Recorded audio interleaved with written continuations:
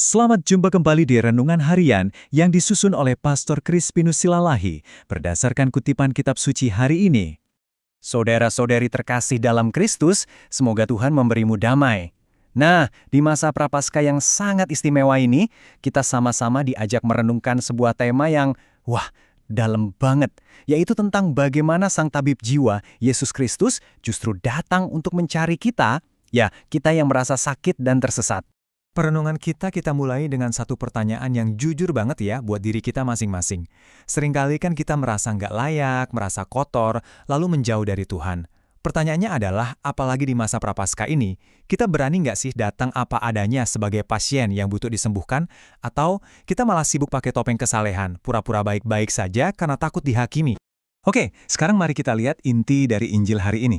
Ada satu tindakan Yesus yang pada zamannya itu betul-betul radikal dan mengguncang. Coba deh kita bayangin, betapa skandalnya saat itu. Seorang guru agama yang begitu dihormati, malah memilih makan semeja dengan para pemungut cukai. Orang-orang yang dicap sebagai pendosa kelas kakap dan pengkhianat bangsa. Nah, di sini kita lihat kan, ada benturan dua cara pandang yang beda banget. Di satu sisi ada kaum Farisi. Logika mereka itu defensif, jauhi pendosa, biar kita nggak ketularan najis. Tapi lihat Yesus, ia datang membawa logika yang sama sekali baru, logika kerajaan Allah. Justru dekati mereka yang sakit, karena kekudusanku itu menular, tapi menularkan kesembuhan, bukan kenajisan. Dan Yesus sendiri yang merangkum misinya dalam satu kalimat yang luar biasa tajam ini. Ini seperti manifestonya. Ia bilang, aku datang bukan untuk mereka yang merasa dirinya sudah sehat, sudah suci. Bukan. Aku datang justru untuk mereka yang sadar dan mengakui Tuhan, aku ini sakit, dan aku butuh Engkau, Sang Tabib. Dari kisah tadi, yuk kita coba pahami lebih dalam lagi siapa sebetulnya Yesus ini. Karena perannya itu jauh lebih dari sekedar seorang pengajar.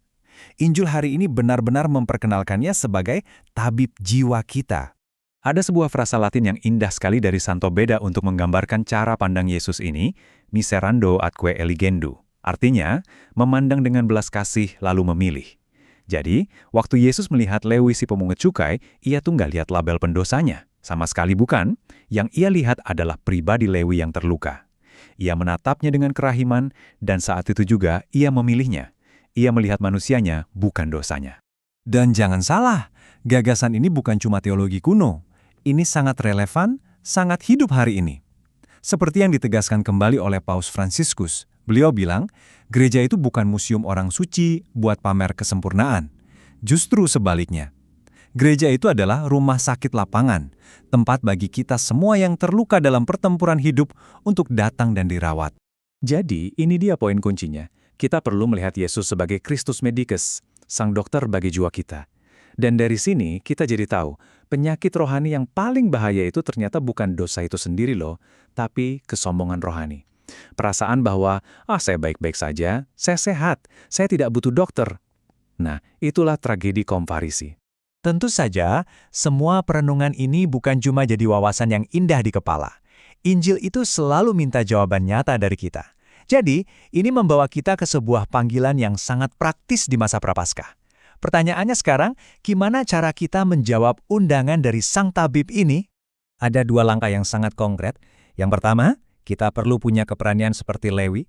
Apapun meja cukai kita saat ini, mungkin kebiasaan buruk, dosa yang itu-itu lagi, ayo kita tinggalkan itu dan lari ke ruang praktek dokter kita, yaitu sakramen pengakuan dosa. Terus yang kedua, kita ubah cara pandang kita ke orang lain. Jangan jadi hakim yang nunjuk-nunjuk jari, tapi jadilah sesama pasien yang bilang, aku tahu loh ada dokter yang hebat, sini aku antar kamu ke sana.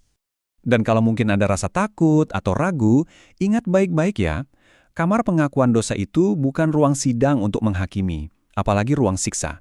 Bukan, anggaplah itu seperti UGD-nya Tuhan. Tempat Sang Tabib Agung dengan penuh kasih, membersihkan dan membalut setiap luka di jiwa kita.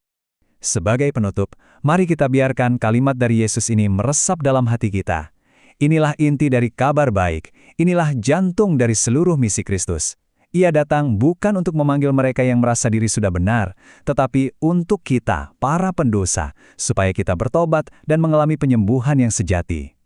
Semoga Tuhan memberi engkau damai dan kebaikan.